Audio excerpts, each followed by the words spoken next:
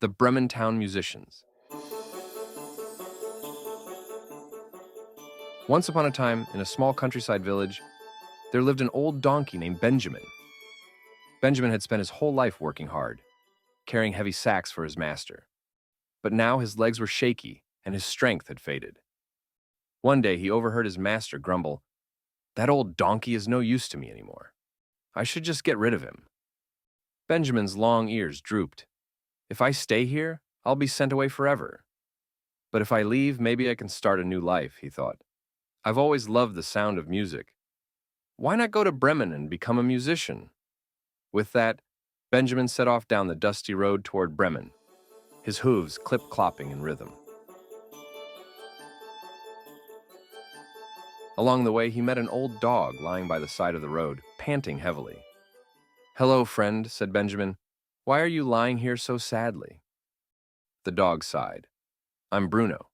My master says I'm too old to hunt. He doesn't need me anymore, so I ran away. But now I don't know what to do." Benjamin's eyes sparkled. "Come with me to Bremen. I'm going to be a musician.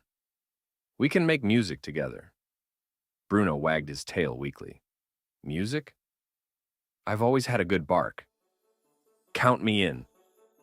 And so, Benjamin and Bruno trotted down the road together. Soon, they came across a scruffy cat sitting on a fence looking very glum. "Hello, Miss Cat," Benjamin called. "What's wrong?" The cat yawned and stretched her whiskers. "I'm Cleo. My mistress says I'm too old to catch mice. She was going to throw me out, so I left. But now I have nowhere to go." "Don't worry," Benjamin said kindly. "We're going to Bremen to be musicians. Join us. With your purring, we'll have a wonderful tune." Cleo's eyes lit up. "Music, you say? Well, I do love a good melody. Let's go."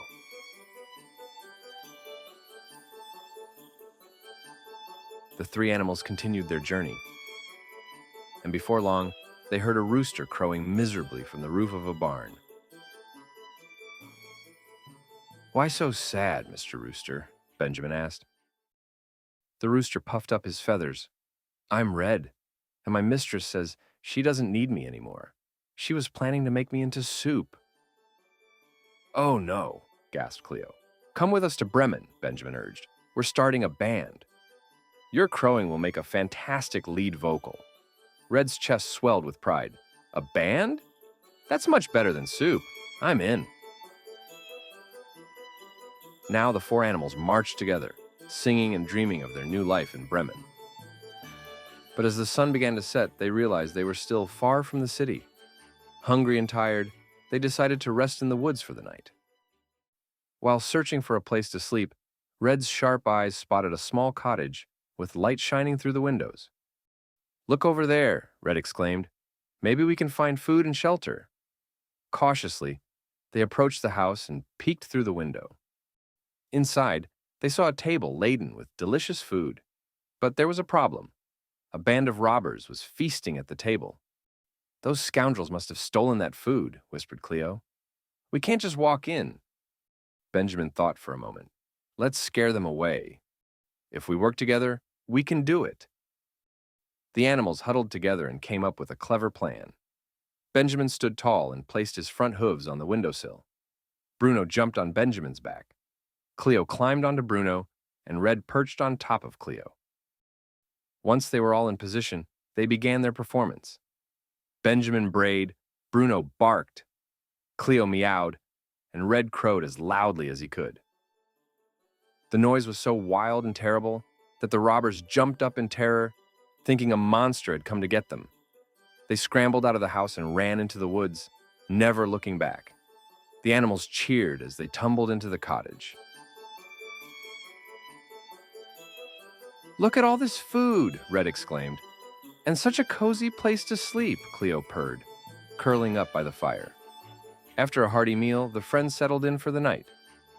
But later, one of the robbers crept back to the cottage, curious to see what had frightened them. As he sneaked in, Cleo's sharp eyes spotted him. "Intruder!" she hissed, leaping onto his face and scratching him with her claws. The robber stumbled backward, only to have Bruno bite his leg.